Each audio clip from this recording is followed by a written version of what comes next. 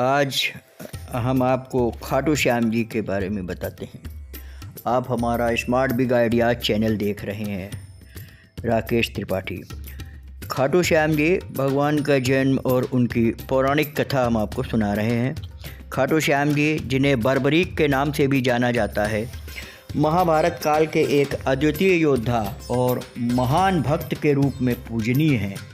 उनकी कथा एक वीर योद्धा, उनकी बलिदान भावना और भगवान श्री कृष्ण के प्रति उनकी अटूट भक्ति का अनुपम उदाहरण है। खाटू श्याम जी की कहानी महाभारत के युद्ध से जुड़ी है, जिसमें उनका जीवन, जन्म और बलिदान एक विशेष स्थान रखते हैं। खाटू श्याम जी का जन्म महाभारत काल में हुआ था। वे गदाधारी भीमसेन के पोते और घटोत्कच के पुत्र थे।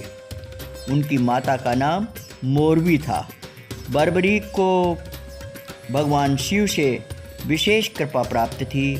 उन्होंने भगवान शिव की घोर तपस्या करके 3 दिव्य बाणों का वरदान प्राप्त किया, जिसके कारण इन्हें 3 बाणधारी के नाम से भी जाना जाता है। बर्बरीक जन्म से ही वीर और साहसी थे। उनके पिता घटोत्कच और पितामह भीम के वीरता के गुण उन्हें विरासत में मिले थे। बचपन में ही उन्होंने युद्ध कला में निपुणता प्राप्त कर ली थी और अपनी उद्धत शक्ति के कारण उनकी ख्याति दूर दूर तक फैल गई थी। बर्बरीक ने भगवान शिव की कठोर तपस्या की थी, जिसके फलस्वरूप शिव ने उन्हें 3 बाण, 3 तीर और 1 धनुष प्रदान किया। इन बाणों की विशेषता यह थी कि केवल 3 तीरों से वे समूची पृथ्वी को जीत सकते थे। पहला बाण निशाने के सभी लक्ष्यों को चिन्हित करता था। दूसरा बाण उन चिन्हित लक्ष्यों को नष्ट कर देता था। तीसरा बाण पूर्व के कार्य को पूर्णता प्रदान करता था।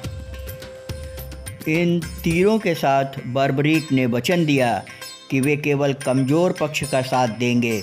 इस वचन के कारण उनकी कथा महाभारत के युद्ध में महत्वपूर्ण मोड़ बनती है। जब महाभारत का महान युद्ध कुरुक्षेत्र में होने वाला था, तब बर्बरीक ने युद्ध में भाग लेने का निश्चय किया।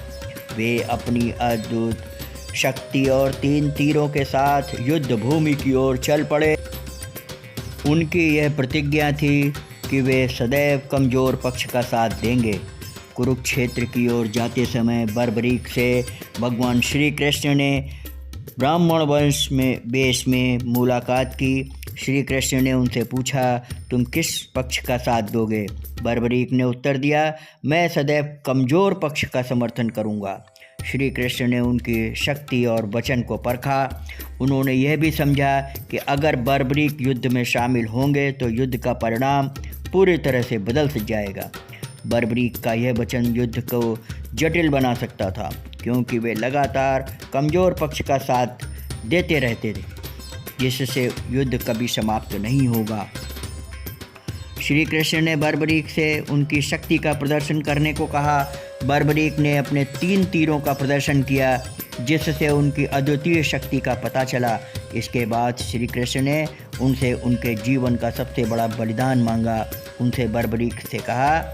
उन्होंने बर्बरीक से कहा, इस महान युद्ध का साक्षी बनने के लिए तुम्हें अपना सिर कुर्बान करना होगा।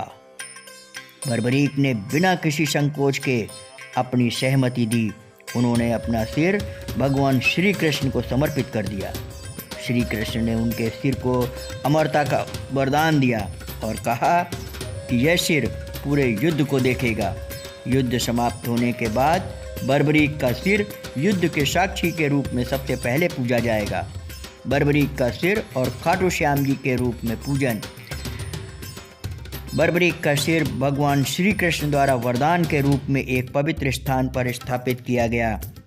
यह स्थान आज राजस्थान के सीकर जिले में स्थित है, जिसे खाटू धाम कहा जाता है। यहाँ खाटू श्याम जी के नाम से बर्बरीक की पूजा की जाती है।